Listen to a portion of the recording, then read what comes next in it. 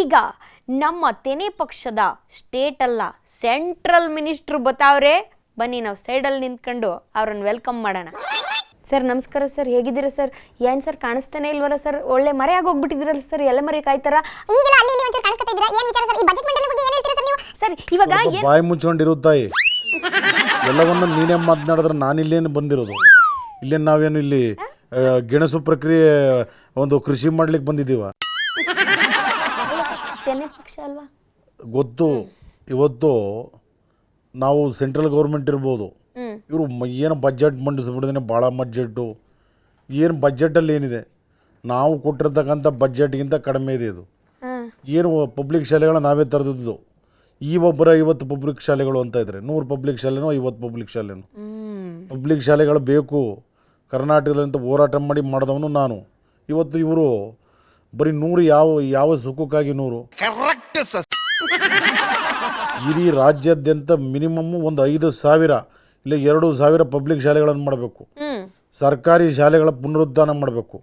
ಇವರು ಹೊಸದಾಗಿ ಒಂದು 100 ಪ್ರೌಢಶಾಲೆ ತೆಗಿತೀವಿ. ಇರೋ ಶಾಲೆಗಳಿಗೆ ಸುಣ್ಣ ಬಣ್ಣ ಹೊಳಿಸಿಲ್ಲ.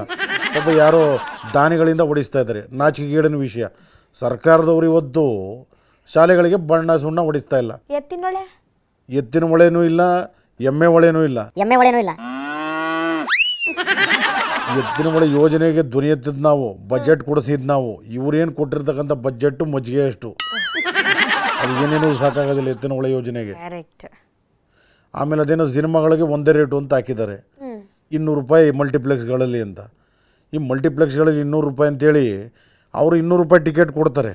ಆದರೆ ಒಳಗಡೆ ಹೋದಂಥ ಸಂದರ್ಭದಲ್ಲಿ ಒಂದು ಬಾಟ್ಲ್ ನೀರಿಗೆ 200 ರೂಪಾಯಿ ಮಾಡ್ತಾರೆ. ಒಂದು ಪಾಪ್ಕಾರ್ನ್ಗೆ 500 ರೂಪಾಯಿ ಮಾಡ್ತಾರೆ. ಅಂದರೆ ಸಿನಿಮಾ ಟಿಕೆಟ್ 200, ಅಲ್ಲಿ ತಗೊಳ್ತಕ್ಕಂಥ ತಿಂಡಿ 1,500, ಅದರ ಜೊತೆ ಟ್ಯಾಕ್ಸ್ ಬೇರೆ.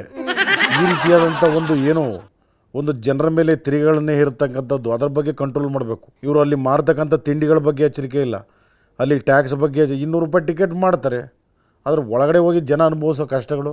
ಒಟ್ಟಾರೆ ಈ ಬಜೆಟ್ ಬಗ್ಗೆ ಏನು ಹೇಳ್ತೀರಾ ಸರ್? ಏನು ಬಜೆಟ್ನಲ್ಲಿ ಒಂದು ವರ್ಷಕ್ಕೆ ಏನೇನು ಕೊಡಬೇಕು ಸರ್ಕಾರ ಅದನ್ನು ಕೊಟ್ಟಿದೆ. ಇವರು ಸ್ಪೆಷಲಾಗಿ ಏನು ಕೊಟ್ಟಿಲ್ಲ. ಇವತ್ತು ಒಂದು ಶಿಕ್ಷಣ ಕ್ಷೇತ್ರ, ಆರೋಗ್ಯ ಕ್ಷೇತ್ರಕ್ಕೆ ಹೆಚ್ಚು ಒತ್ತು ಕೊಟ್ಟಿದ್ದೀವಿ ಅಂತ ಹೇಳ್ಕೊಂಡಿದ್ದಾರೆ. ಇವ್ರು ಏನು ಹೆಚ್ಚು ಒತ್ತಿಗೆ ಕೊಟ್ಟಿದ್ದಾರೆ? ಏನು ಒತ್ತು ಕೊಟ್ಟಿಲ್ಲ. ಮಾಮೂಲಿ ಕೊಡ್ತಾ ಇದ್ದದನ್ನೇ ಕೊಟ್ಟಿದ್ದಾರೆ, ಸ್ಪೆಷಲಾಗಿ ಏನು ಕೊಟ್ಟಿಲ್ಲ. ಅದರಿಂದ ಇವ್ರ ಬಜೆಟ್ ಏನಾಗಿದೆ, ಎಲ್ಲರ ಒಂದು ಮೂಗುಗಳಿಗೆ ತುಪ್ಪ ಸವರುವಂಥ ಕೆಲಸಗಳನ್ನು ಮಾಡ್ಕೊಂಡಿದ್ದಾರೆ. ಸುಮ್ಮನೆ ತುಪ್ಪ ಬಂತು ಅಂತ ಆದರೆ ಮೂಗತ್ರ ಅದರದ್ದು ಗಮನ ಅಷ್ಟೇ ಬರೋದು, ತುಪ್ಪ ಬಾಯಿಗೆ ಸಿಗೋದಿಲ್ಲ. ಇವ್ರದ್ದೆಲ್ಲ ಅದೇ ತುಪ್ಪ ಹಚ್ಚೋ ಕೆಲಸನ ಬಜೆಟ್ ಮೂಲಕ ಎಲ್ಲರಿಗೂ ಮಾಡಿದ್ದಾರೆ.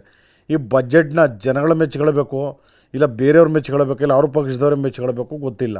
ಸರ್ಕಾರದಲ್ಲಿ ದುಡ್ಡಿಲ್ಲ. ಇವರು ಬಜೆಟ್ ಮಂಡನೆ ಮಾಡಿ ಏನು ಪ್ರಯೋಜನ ಇಲ್ಲ.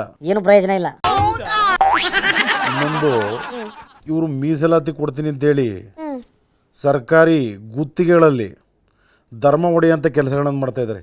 ಇಂಥ ಧರ್ಮದವ್ರಿಗೆ ಮೀಸಲಾತಿ ಕೊಡಿ, ಇಂಥ ಧರ್ಮದವ್ರಿಗೆ ಮೀಸಲಾತಿ ಬೇಡ ಅಂದರೆ ಮುಖ್ಯವಾಗಿ ಧರ್ಮನ ಹೊಡೆಯತಕ್ಕಂಥವ್ರು ಇವರು. ಸಮಾನವಾಗಿ ಎಲ್ಲರಿಗೂ ಮೀಸಲಾತಿಯಲ್ಲಿ ಬಂತು ಸರ್ಕಾರದ ಗುತ್ತಿಗೆನಲ್ಲಿ. ಹೊಸದಾಗಿ ಇವರೇ ಒಂದು ಮಾಡೋದು ವೋಟ್ ಬ್ಯಾಂಕ್ ರಾಜಕಾರಣಗಳನ್ನು ಮಾಡ್ತಾ ಇದ್ದಾರೆ. ಇನ್ನು ಅದು ಯಾವ್ಯಾವುದೋ ಯೋಜನೆಗಳು 1,000 ಕೋಟಿ 500 ಕೋಟಿ ಅಂತೆಲ್ಲ ಹೇಳ್ತಾ ಇದ್ದಾರೆ. ಇದಕ್ಕೆ ಬಜೆಟಲ್ಲಿ ದುಡ್ಡು ಇರಬೇಕಲ್ಲ ಬೊಕ್ಕಸದಲ್ಲಿ. ಆದ್ದರಿಂದ ಒಟ್ಟಾರೆಯಾಗಿ ನಾನು ಹೇಳ್ತಕ್ಕಂಥದ್ದು ಏನಪ್ಪ ಅಂದರೆ, ಇವರು ಬಜೆಟ್ ಮಂಡನೆ ಮಾಡಿದ್ದಾರೆ, ಆದರೆ ಸರ್ಕಾರದ ಬೊಕ್ಕಸದಲ್ಲಿ ಏನಿಲ್ಲ. ಬಜೆಟನ್ನು ಸರ್ಕಾರದಲ್ಲಿ ಏನಿಲ್ಲ, ಎಲ್ಲವೂ ಖಾಲಿ ಖಾಲಿ ಖಾಲಿ ಖಾಲಿ ಖಾಲಿ ಖಾಲಿ. ಈ ಸರ್ಕಾರ ಮಾಡಿದ್ರೆ ಇವ್ರ ಜಾಲಿ, ಜನಗಳಿಗೆ ಲೈಫು ಖಾಲಿ ಖಾಲಿ ಅಷ್ಟೇ. ಸರ್ಕಾರ ದುಡ್ಡು ಖಾಲಿ ಖಾಲಿ, ಯಾವತ್ತೋ ಖಾಲಿ ಆಗಿದೆ ಇದು.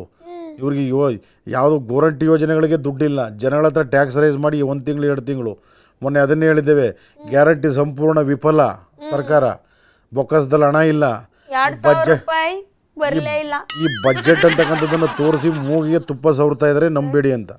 ಸರ್ ಒಟ್ನಲ್ಲಿ ಈ ಬಜೆಟ್ ಬಗ್ಗೆ ನಿಮ್ಮ ಅಭಿಪ್ರಾಯ ಅಂತೂ ಬೇರೆ ಥರನೇ ಐತೆ.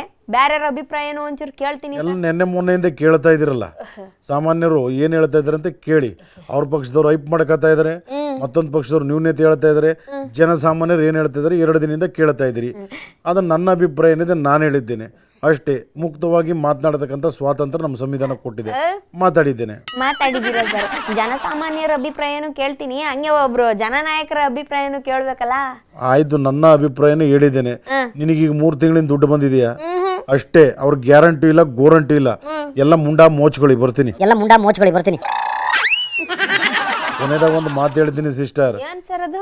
2028 ಮಾರ್ಚ್ 23 ಏನಾಗುತ್ತೆ ಅನ್ನೋದನ್ನ ಕಾದು ನೋಡಿ. ಏನಾಗುತ್ತೆ ಸರ್? ಕಾದು ನೋಡಿ.